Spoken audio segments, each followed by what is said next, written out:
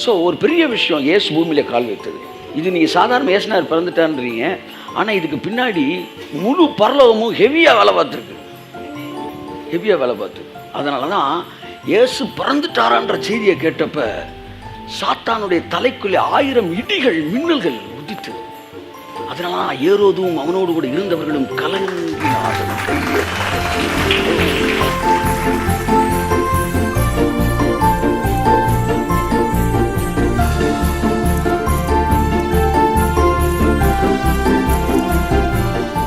நமக்கு ஒரு பாலகன் பிறந்திருக்கிறார். ஆமென். நான் பிறந்துட்டேன், நீ ஒன்றும் கவலைப்படாத.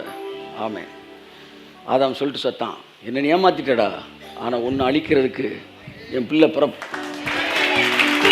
பிறந்துட்டாரியா. ஆமென், ஆமென், பிரைஸ் காட்.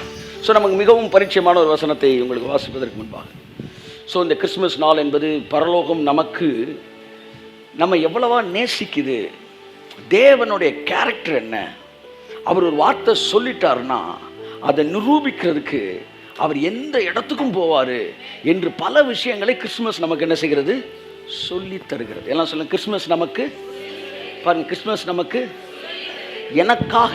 அதான் ஒருத்தர் எழுதினாரு, ஒருவேளை இந்த உலகத்தில் நான் ஒருவன் மாத்திரம் இருந்திருப்பேன் என்றால் என் ஒருவனுக்காக அவர் பிறந்திருப்பார்.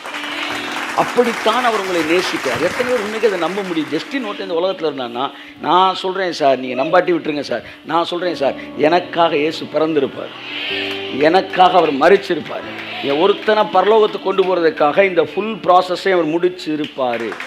நம்பிக்கை இருந்தால் ஆமேன்னு சொல்லு. ஆமேன். ஏதோ கூட்டத்தோட கோவிந்தா அப்படின்ற லெவலில் உங்களை அவர் என்ன செய்யலை, நேசிக்கலை. உங்கள் ஒவ்வொருத்தரையும் தனித்தனியாக நேசிக்கிறாரு. எப்படி தனித்தனியாக நேசிக்கிறாரு? நீங்கள் மட்டும் இந்த உலகத்தில் இருந்தால் அவர் உங்களை எப்படி நேசிப்பாரோ அப்படி நேசிக்கிறார். சரி அன்புக்குரியவர்களே, மனிதனெல்லாம் தன்னை கடவுள்னு சொல்லிகிட்டு இருக்கிற நேரத்தில் கடவுள் இங்கே வந்து நான் மனுஷன் அப்படின்ட்டார். மனுஷன் ஒரு நாள் வந்து பல்லு விளக்காட்டினாலே அவன் மனுஷன்றது தெரிஞ்சிருது. நீ எப்படி கடவுளாக முடியும்?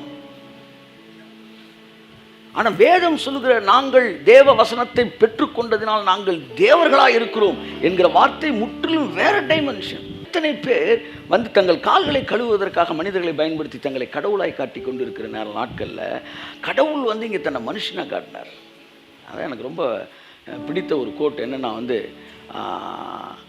நிலவிலே கால் வைத்து திரும்பி வந்த நீல் ஆம்ஸ்ட்ராங்கை பார்த்து கேட்டபோது என்ன சொல்ல விரும்பின்னு கேட்டபோது, நிலவில் மனுஷன் போய் கால் வச்ச பெரிய விஷயம் இல்லையா, இயேசு பூமியில் கால் வச்சார், அதுதான் என் பிரச்சனை.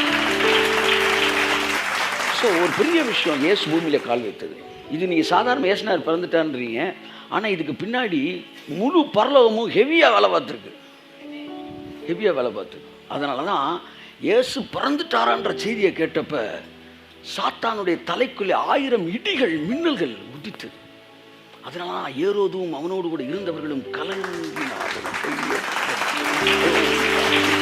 இயேசு பிறந்த செய்தி சாத்தானுக்கு ஒரு மிகப்பெரிய கலக்கம்.